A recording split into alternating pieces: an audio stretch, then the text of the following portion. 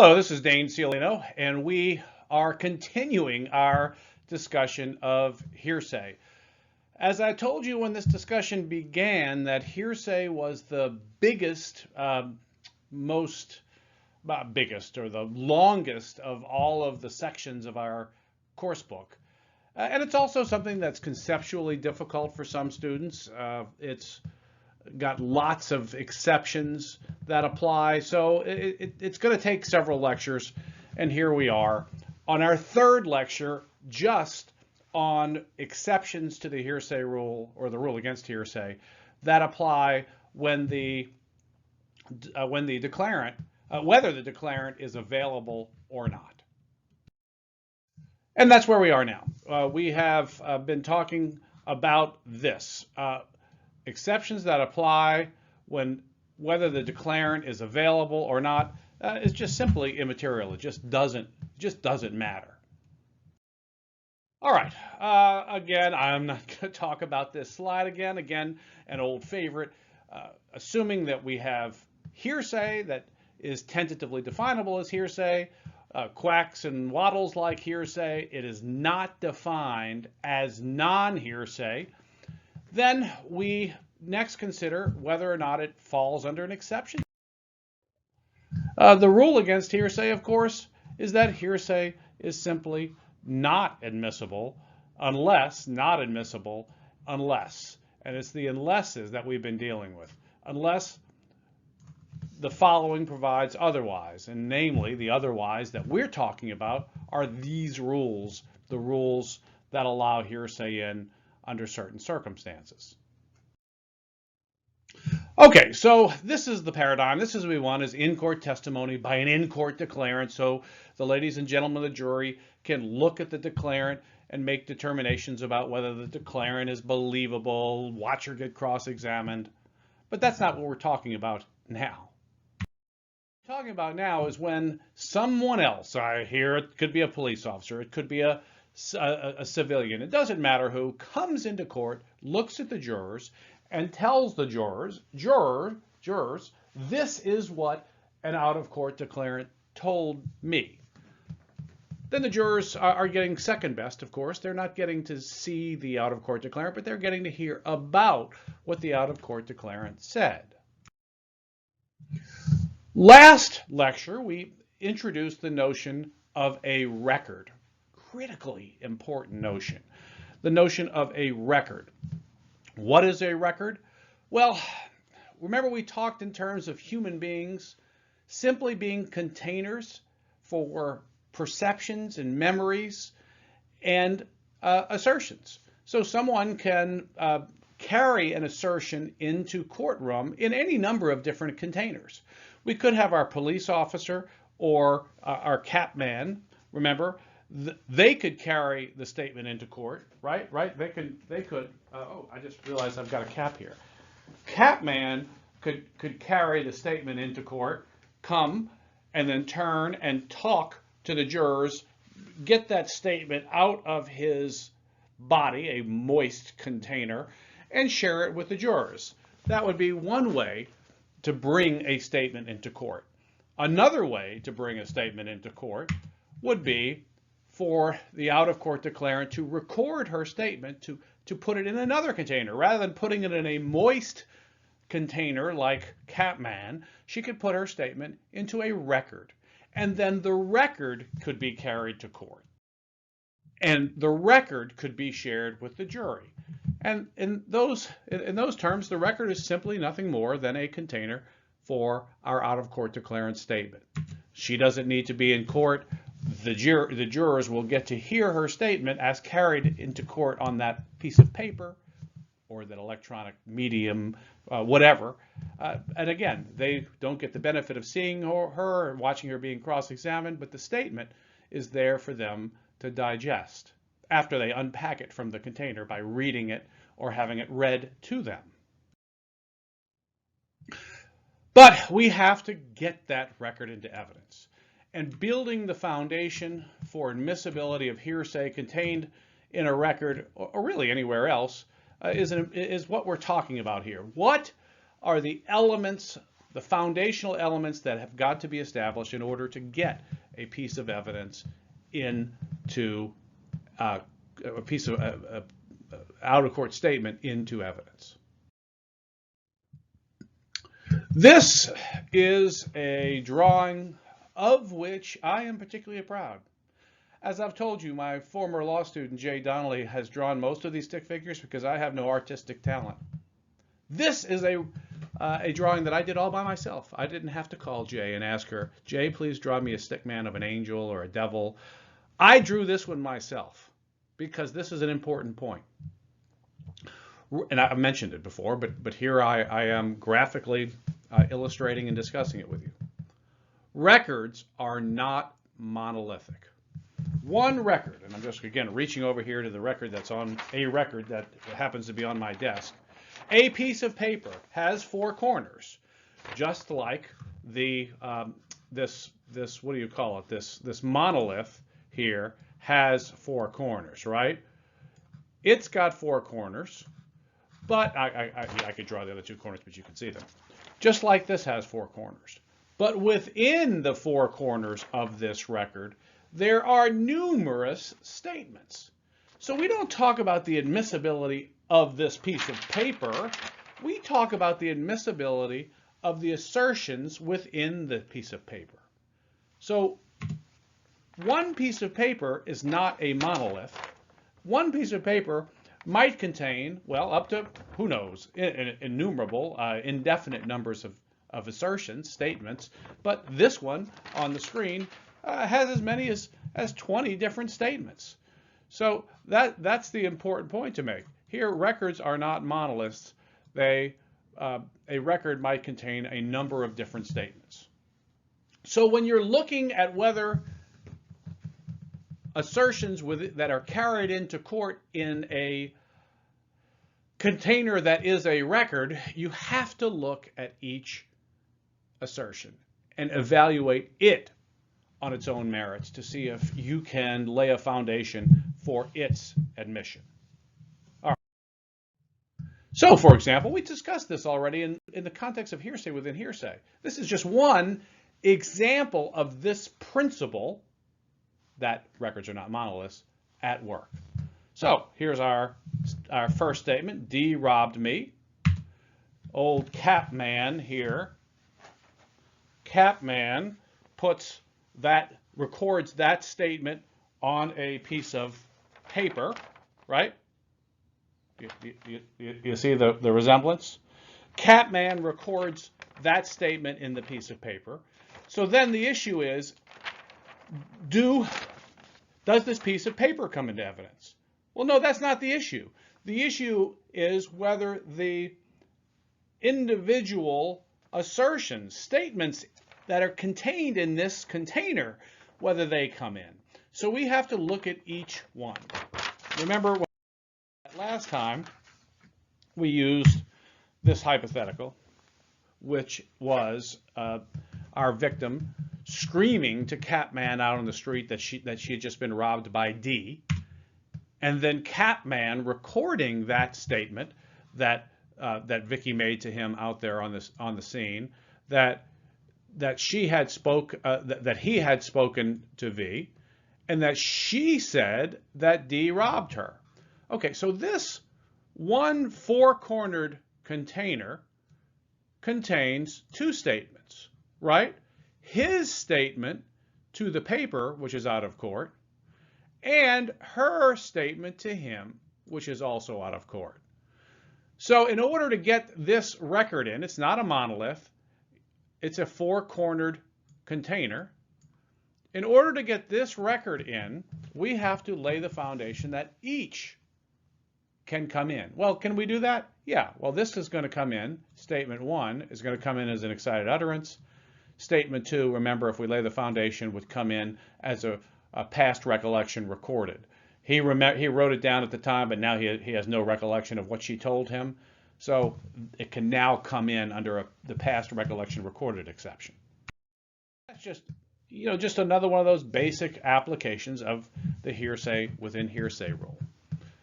So this notion of documents not being monoliths is an important one to remember throughout the course and life as a lawyer. So where are we today? All right, we just kind of talked about the past. Now today, we are still talking about the different ways hearsay can come in under a hearsay exception. And this is, as we've talked about, step 3 in our hearsay analysis, right? Whether the statement falls within a hearsay exception under rules 803, 804, and 807. And of course, we're only now talking about 803. We have not yet gotten ourselves to 804 or 807. Those are to come. So now it's all about 803. All right. Many of these exceptions, and again, this is just a slide I use over and over again, many of these exceptions exist because they are supported by circumstantial guarantees of trustworthiness, and occasionally we've mentioned what some of those are in various circumstances. So what have we done so far? Well, so far we have talked about on lecture 1, we talked about present sense impressions and excited utterances. We also then talked about then existing state of mind, emotion, or condition. We talked about medical statements made for medical diagnosis or treatment. That was during our first lecture. During our second lecture, we talked about recorded recollection. Remember, we had talked about that in theory several lectures back, but we talked about the hearsay exception under 803.5 that applies. We talked about business records. We talked about absence of business records. So that was all in our second lecture. So what are we going to do now? Look out the rest. We are going to survey the rest of the hearsay exceptions that apply when the availability of the declarant is immaterial. And here they are for lecture 3. We're going to deal with lecture 3, 1, 2, 3. We're going to deal with all of these. Public records of vital statistics, absence of public records, and then just a whole host of others. Now, you might be looking at this and saying, geez, this is a lot of work. Well, it is, yes and no. These, other than public records, are really not used very often, or they're fairly straightforward. So to be frank with you, I'm going to leave the study of most of these to you. We're going to stop and hit on them as we go, but this really is just something that there's no easy way to go about learning them. You just have to sit down by yourself and go through, make notes, and memorize them. So this is really mostly, well, I guess like so many things in life and learning, it's mostly about you, not about me. But we are going to talk about them. I will say a few words on each of them, but this is not going to be a long, extended lecture with difficult conceptual issues. This is just something that you need to slog through. And slog through you will. In a way, this is somewhat of the baton death march through evidence or hearsay exceptions. But there's just no other way to do it. So here goes. Public records. The following are not, and again, remember this is our basic prefatory language. The following are not excluded by the rule against hearsay, regardless of whether the declarant is available against a witness. Nothing new there. Public records. Now this is very important. Why? Because our governments, and governments, I mean state, federal, local, school boards, you name it, keep lots and lots of records on us, their citizens. So a record that is kept by a public office, and that's whether it's a police department, a fire department, building inspectors, you name it, is a public record is going to come in under the exception. Now, of course, it's hearsay, right? Because these are records that are recordings that are made out of court into documents. A record or statement of a public office, if it either, well, no, this is an and, right? This is an and. These are two elements. If it sets out, and this is the either the office's activities, a matter observed while under a legal duty to report, but not including in a criminal case, a matter observed by law enforcement, or in a civil case or against the government in a criminal case, factual findings from a legally authorized investigation, and neither the source of the information nor other circumstances indicate a lack of trustworthiness. All right, well, let's just take a hypothetical. Let's take the Challenger explosion of the space shuttle. Suppose NASA put together a commission to study what caused the explosion. Well, as we all know, the explosion was caused because of the O-rings in the Morton Thiokol solid rocket boosters.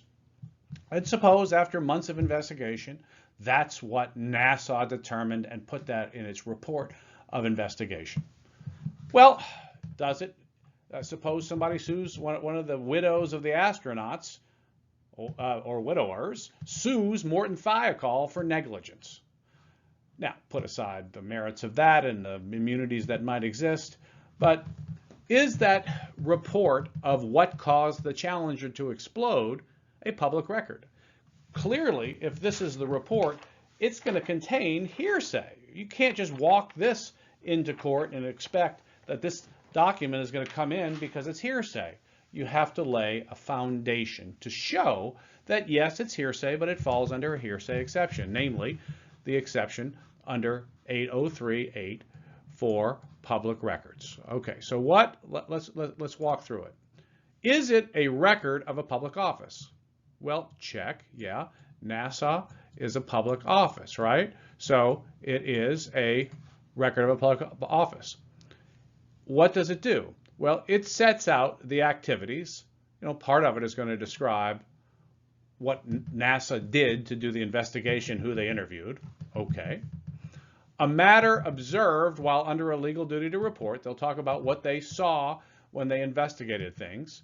And then if it's a civil case, the factual findings. So these are, 2 is what they did, 1 is what they did, 2 is what they saw, and 3 is what they concluded after looking at doing something and seeing something, and then they conclude something, right? So it's basically, you always do, see, and conclude.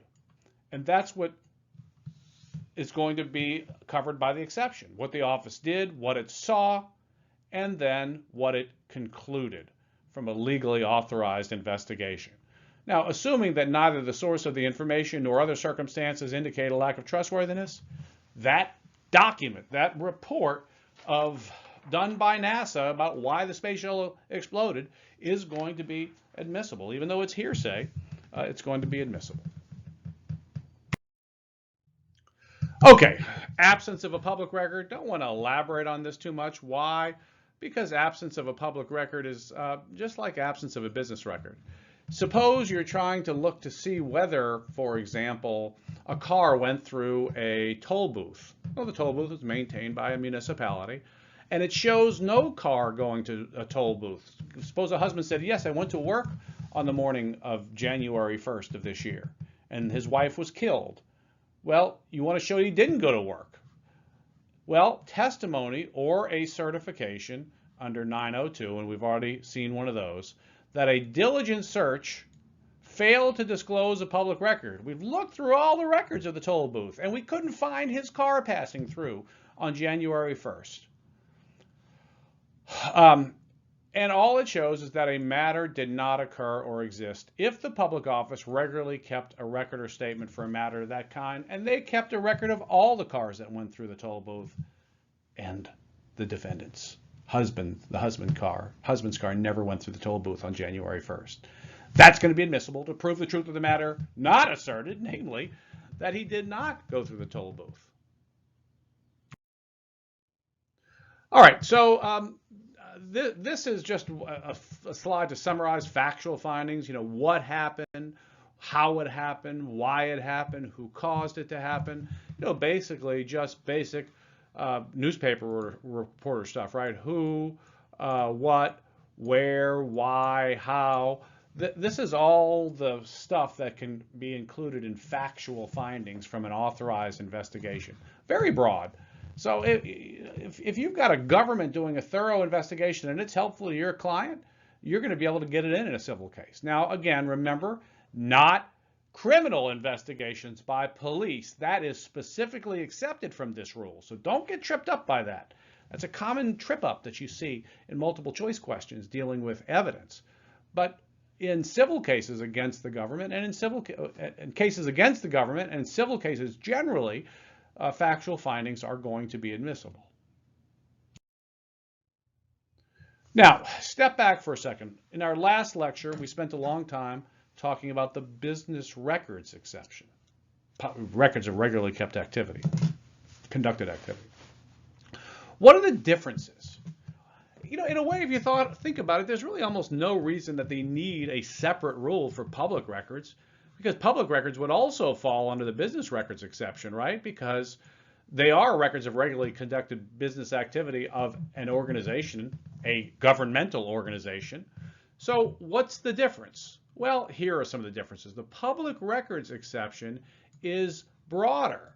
If we were to do, you know, records of a regularly conducted activity, they would fit here, right?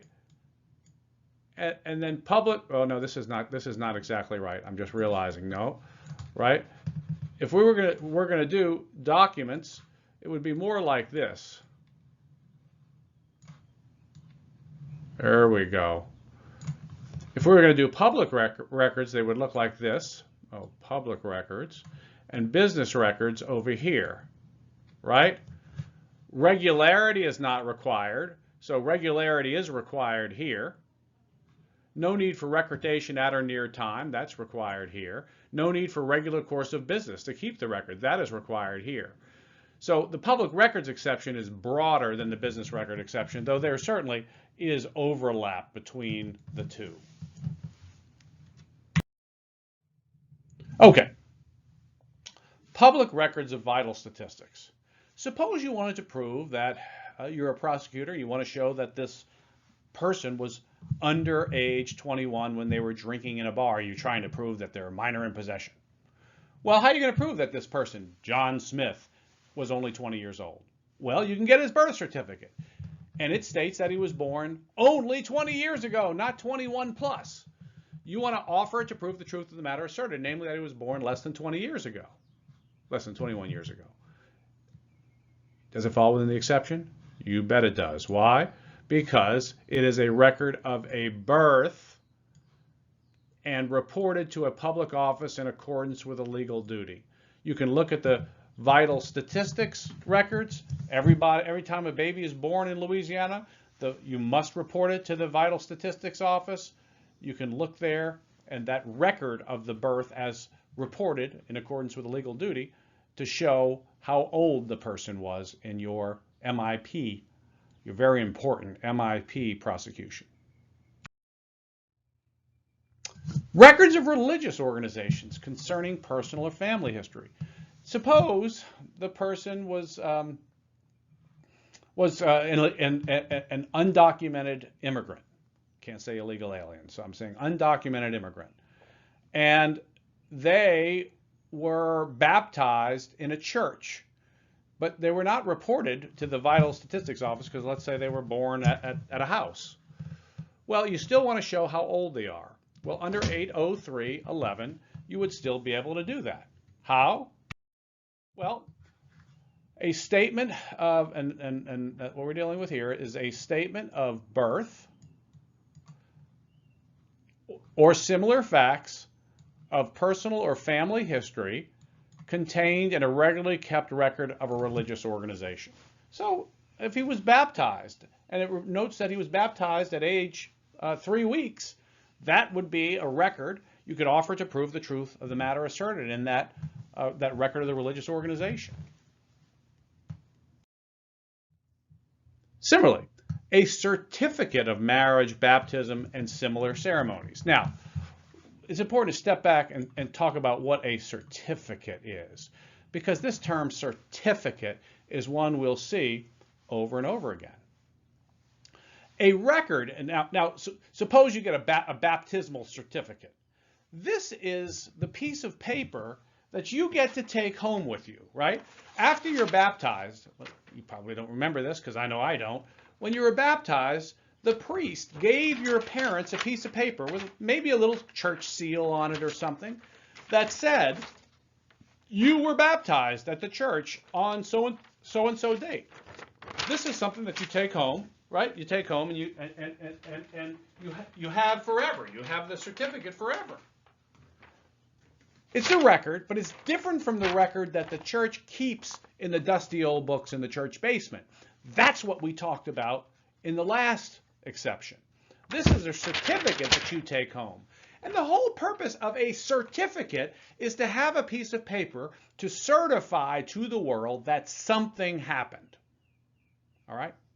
So suppose you had a baptismal certificate. You're trying to prove something. Or a marriage certificate. You want to prove that you're married to somebody so you can inherit after they die. You've got a certificate that says you married Jane Doe.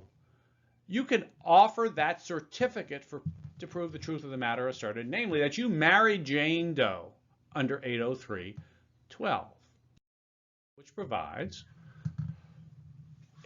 the hearsay exception applies to a statement of fact contained in a certificate made by a person who is authorized by a religious organization or by law to perform the act certified, marriage, baptism, funeral, attesting that the person performed a marriage or similar ceremony or administered a sacrament, okay, last rites, baptism, etc., and purporting to have been issued at the time of the act or within a reasonable time after it. Then that certificate that you take home with you and you put in your records can be offered to prove the truth of the matter asserted in that certificate, namely that you were married, that you were baptized, etc. 803.13. A statement of fact about personal or family history contained in a family record, such as a Bible, genealogy chart, engraving, and this is the one that's always kind of creepy, engraving on an urn or a burial marker. Now, sometimes you want to try to prove ancestry, and you can do that perhaps with burial markers. Statements about when people were born and died on headstones and on funeral urns for ashes. People used to have, regularly have family Bibles, and in the family Bibles they would put genealogical notes and records on rings to show that somebody got married on a certain day. You might write on the back of the portrait, you might turn over a portrait you got from your old Aunt Mabel, and on the back are the names of the people and their birth dates. Those sorts of statements of fact about personal or family history are going to come in, and they can be offered to prove the truth of the matter asserted in those scribblings. Records of documents that affect an interest in property. Property lawyers sometimes are trying to show chains of title, who possessed property. This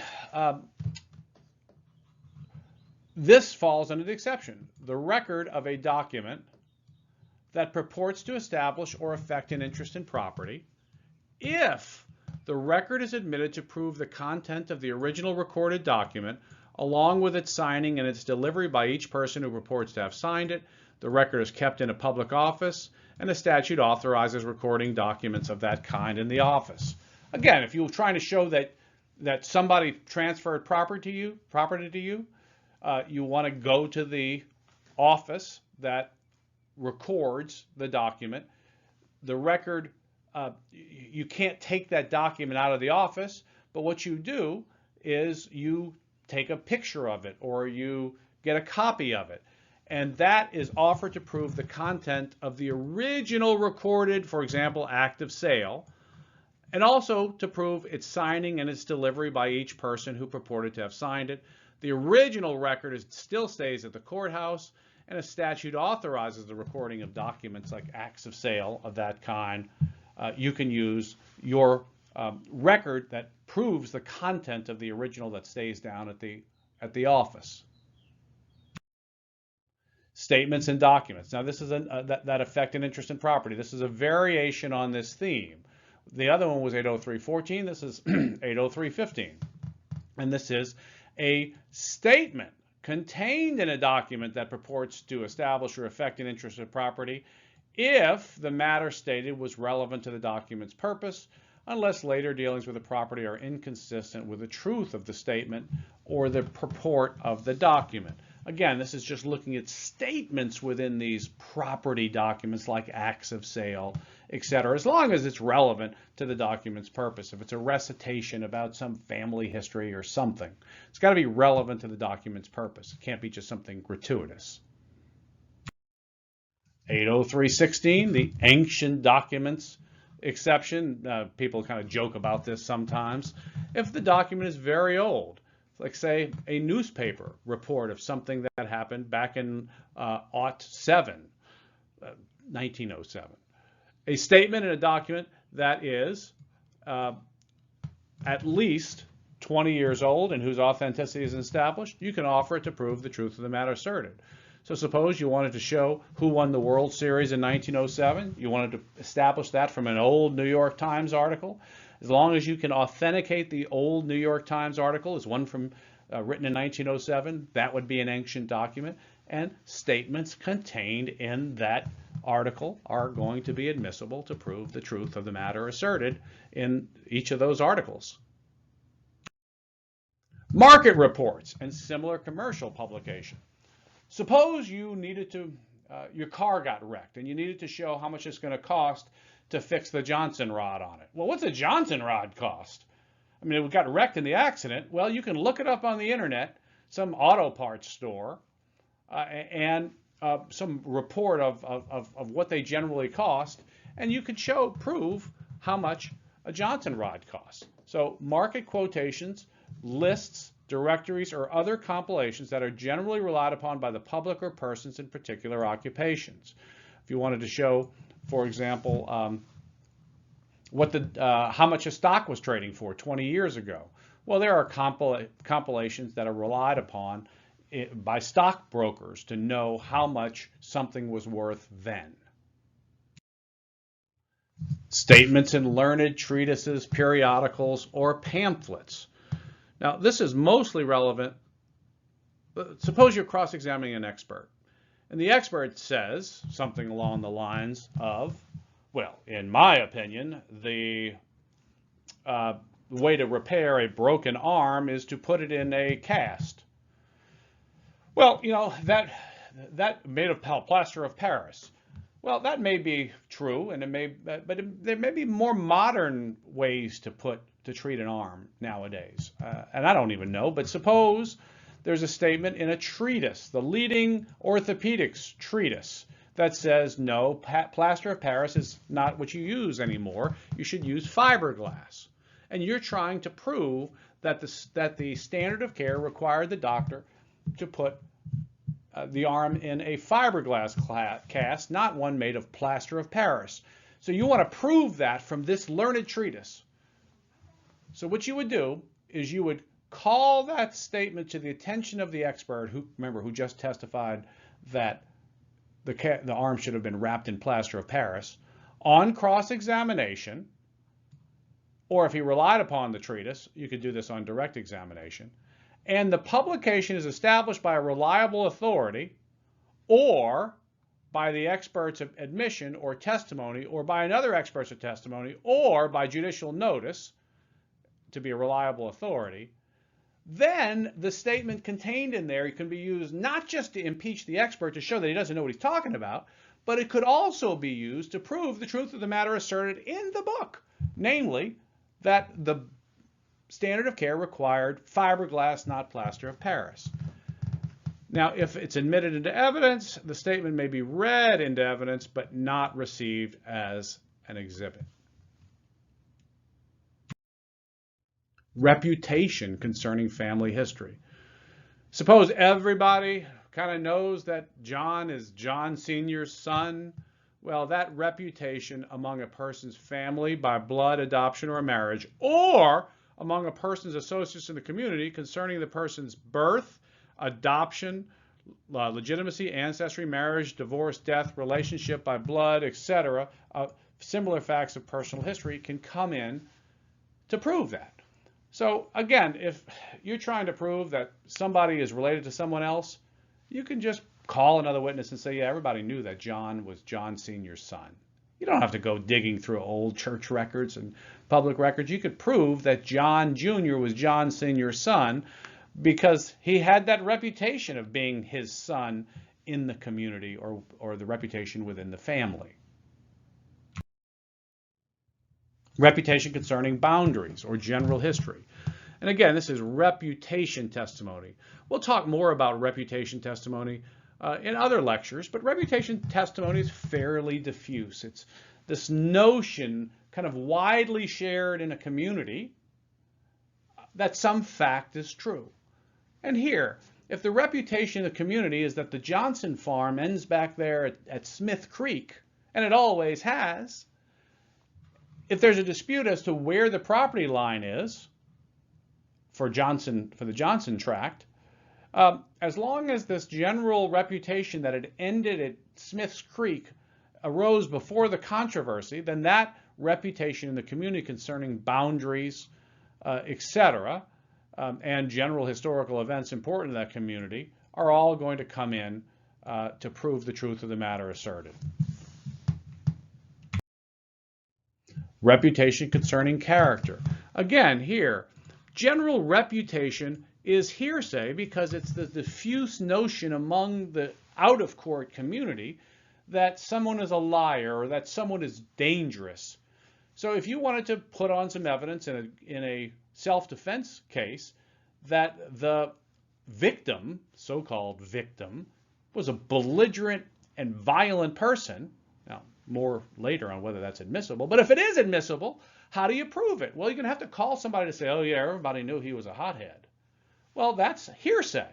But under 803.21, reputation concerning character, again, when the character is otherwise admissible, a person's reputation among associates or the community concerning character traits, things like honesty, trustworthiness, violence, belligerence, any of those traits is going to be admissible. Judgment of a previous conviction. There are times when you can prove to the jury that someone is a convicted felon. They were convicted years ago, for example, of armed robbery. Well, how do you prove that? Well, to prove that, you have to have some kind of, there are different ways to do it, but the way to do it is by having a judgment of conviction. And what you would do is you would get a final judgment from the court where the person was convicted of perjury or armed robbery. And if the judgment was entered after a trial or guilty plea, but not a nolo plea, contendory plea is where you just say, I'm not admitting to guilt, I'm just telling you I'm not going to contest it. Assuming that it was entered after a trial or a guilty plea, and the crime was punishable by death or by imprisonment for more than a year, serious crime, the evidence is admitted to prove any fact essential to the judgment, right? Any essential element of the crime of conviction. So if the guy was convicted of homicide, it'll prove that he had the intent to kill. It'll prove that the victim was dead, etc. And also, when offered by the prosecutor in a criminal case for a purpose other than impeachment, the judgment was against the defendant. So it'll prove all those facts. And the pendency of an appeal may be shown, but does not affect admissibility. So when is this relevant? Most always when we're talking, there are other instances where it could be relevant, but almost always what we're talking about is when we want to enter a judgment of previous conviction and to impeach a witness, and we want to prove that the person had a prior conviction. The judgment, of course, is hearsay. You're offering it to prove the truth of the matter asserted in it, namely that the defendant was, or the victim or the witness was convicted of a certain crime on a certain date. So it is offered to prove the truth of the matter asserted, but it will come in under 803.22. All right. Well, again, we blitzed through those. But what you need to do is to sit down and go through these exceptions slowly, chart them out, do some examples. Our casebook has a number of examples. Work through those examples and hypotheticals. Find other examples and hypotheticals in MBE questions and elsewhere, and practice. I can tell you and read these exceptions to you and give you an illustration or two, but that's no substitute for you really kind of spending some time on these yourself. There really is no other way to go about doing it. That's why this lecture is goes at a fairly brisk pace, because there's only really so much that I can do to help you on this. This is really something where you just have to roll up your sleeves, like I have on my shirt today, and dive in and learn it. Well, that does it for this particular lecture. In our next lecture, we're going to turn to more exceptions to the rule against hearsay, and more particularly, exceptions that apply only when the declarant is unavailable.